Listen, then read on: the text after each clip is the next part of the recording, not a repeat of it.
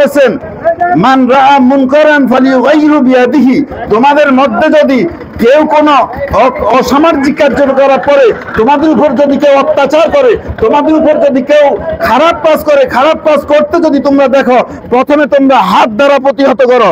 প্রথমে প্রতিহত করতে হবে কি দ্বারা? হাত দ্বারা। আমরা আমাদের হাত দ্বারা হাতগুলি শক্তিশালী করতে হবে। মুসলমান মতো থাকতে হবে। আমরা সকলেই মুসলমান, ঠিক কিনা? আমরা সকলেই মুসলমান, ঠিক কিনা? বাংলার মুসলমান নয়, ইন্ডিয়ার মুসলমান নয়, আমেরিকার মুসলমান নয়, পৃথিবীর যে প্রান্তেই থাকুক না কেন, আমাদের একটাই মাত্র পরিচয়, আমরা আল্লাহর বান্দা, আমাদের মুহাম্মদ সাল্লাল্লাহু আলাইহি সাল্লামের উম্মত। এক বাক্যে আমরা কোরআনের অনুসারী, রাসূলের সুন্নাহর অনুসারী, ঠিক কিনা? অতএব আমাদের মধ্যে কোনো ভেদাভেদ নাই। যতক্ষণ পর্যন্ত রাসূল বলছেন পৃথিবীর পূর্ব প্রান্তে যদি একজন মুসলমান থাকে, পশ্চিম প্রান্তে যদি একজন মুসলমান আঘাত পায়, কষ্ট পায়, ওই পূর্ব প্রান্তের মুসলমান যদি ওই আঘাতে ব্যথিত না হয়, সে কখনো মুসলমান হতে পারে না। অতএব আমাদের মুসলমান ভাইয়েরা আজকে নির্যাতিত, আপনারা দেখেন নাই, মিডিয়ার মধ্যে আপনারা দেখতে পান সামান্য কিছু, এমন অবস্থা হয়েছে গাজা শহরটা নাকি বিশ্বের মানচিত্রকে মুছে যাবে। এই ইহুদিরা মাত্র 1.5 লক্ষ থেকে 2 লক্ষ, সারা বিশ্বে মাত্র 1.5 লক্ষ থেকে ইহুদি, মুসলমানরা হয়ে 71 টাকার কারণে এই মুসলমান ঘাত করতেছে ইহুদি, খ্রিস্টান, বেদিনেরা, ঠিক কিনা? অতএব আমরা ইহুদিরা হাতে আর কখনো মার খেতে চাই না।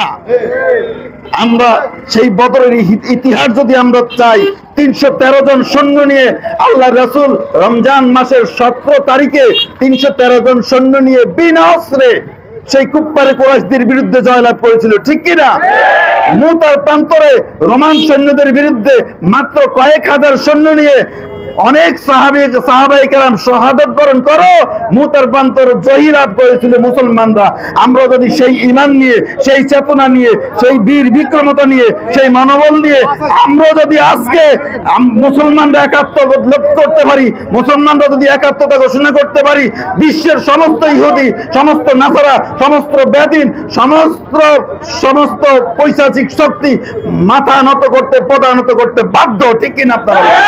অতএব আমরা সেই বলে বলিয়ান হয়ে একবার তাকবীর তুলি, নারায়ে তাকবীর, নারায়ে তাকবীর, নারায়ে তাকবীর, নারায়ে রিসালাত, দ্বীন ইসলাম, ফিলিস্তিন, ফিলিস্তিন, ফিলিস্তিন, ফিলিস্তিন। এবার বলবো ইসরায়েল, বলবেন ধ্বংস।